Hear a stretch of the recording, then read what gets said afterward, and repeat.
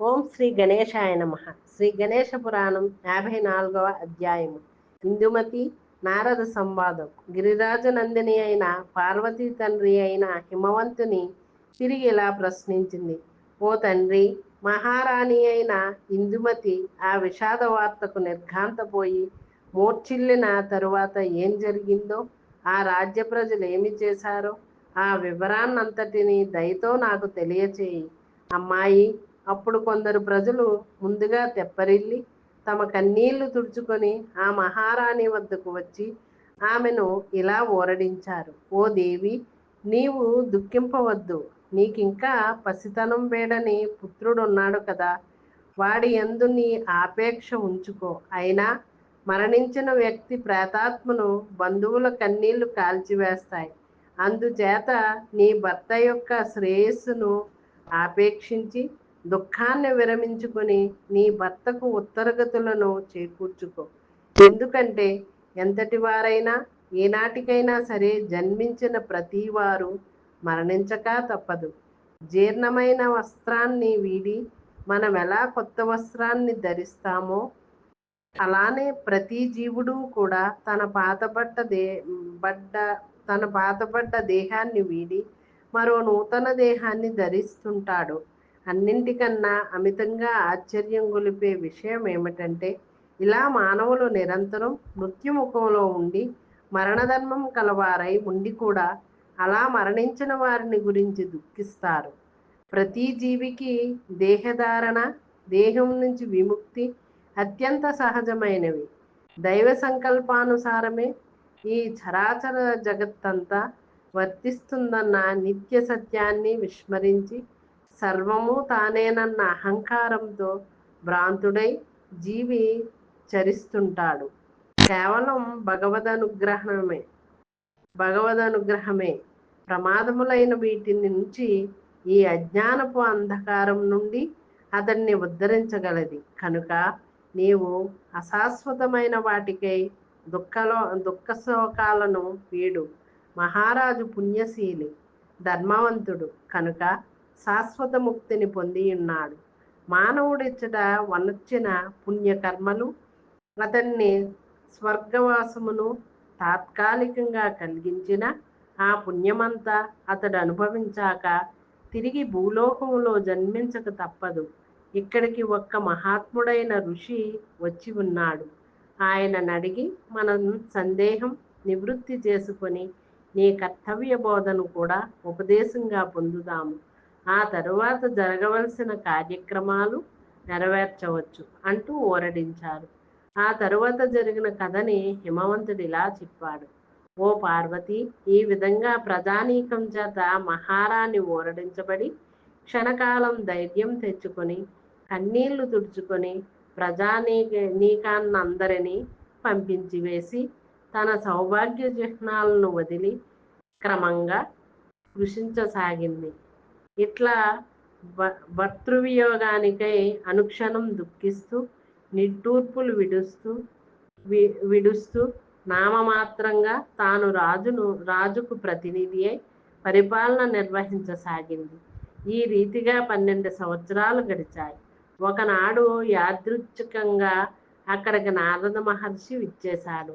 ఆ ఇందుమతి దుఃఖిస్తూ తన భర్త వియోగాన్ని గురించి, అందుకు తాను పడిన పరితాపాన్నంతటిని ఆ మహర్షికి వివరించింది. అప్పుడు ఆ నారద మునీంద్రుడు ఆమె దుఃఖ కారణం తెలుసుకొని ఆమెను ఉత్సాహపరుస్తూ ఇలా అన్నాడు.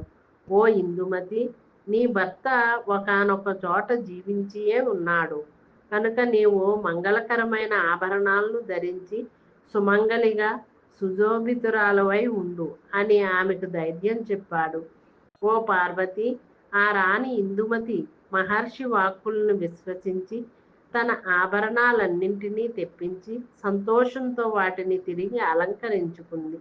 భూసురులైన బ్రాహ్మణోత్తములను పిలిపించి వారికి శక్తి కొలది దానాదులను చేసి తృప్తులను కావించింది. ఆ తరువాత దేవముని అయిన నారదునికి నమస్కరించి తన భర్తని తిరిగి పొందే ఉపాయాన్ని తెలుపమని ఇలా ప్రార్థించింది. ఓ మహర్షి, నా భర్త ఎచ్చటి ఉన్నాడు, ఎలా ఉన్నాడు, ఏ ఉపాయం వల్ల అతడి దర్శనం సమాగం నాకు కలుగుతుంది.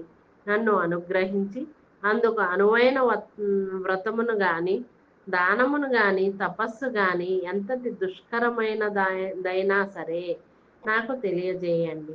దాన్ని నిర్వహించి భగవద్ అనుగ్రహాన్ని పొంది తిరిగి నా భర్తను చేరుకుంటాను అంటూ వేడగా ఆ నారద మహర్షి ఆమెతో ఇలా అన్నాడు.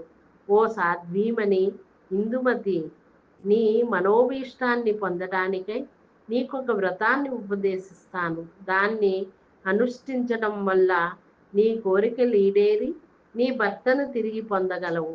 ఆ వ్రత విధానం ఎలాంటిదంటే, శ్రావణ శుద్ధ చతుర్థి నాడు ఆ వ్రతాన్ని ప్రారంభించాలి. ఆ రాజు ఉదయాన్నే నదీ తీరానికి వెళ్ళి సమంత్రకంగా స్నానాదులను పూర్తి చేసుకుని గణేష వ్రతాన్ని చేస్తాను అనుకొని సంకల్పించుకోవాలి. అనంతరం తెల్లటి వస్త్రాలను ధరించి మట్టితో 4 బాహువులతో కూడిన వినాయకుడి మూర్తిని తయారు చేసి నిశ్చల బుద్ధితో షోడశోపచారములతో ఆ మూర్తిని పూజించాలి. విషయ అన్నాన్ని మాత్రం ఏకభుక్తంగా భుజించాలి, లేదా శక్తి ఉంటే ఉపవాసమైనా చేయవచ్చు. ఈ విధంగా 1 మాసం రోజులు అనగా భాద్రపద శుద్ధ చవితి వరకు నిష్ఠగా వ్రతం చేసిన తరువాత ఆనాడు సంగీత నృత్యాధికములతో బ్రాహ్మణ భోజనములతో బీదలకు అన్న సమారాధన చేయాలి.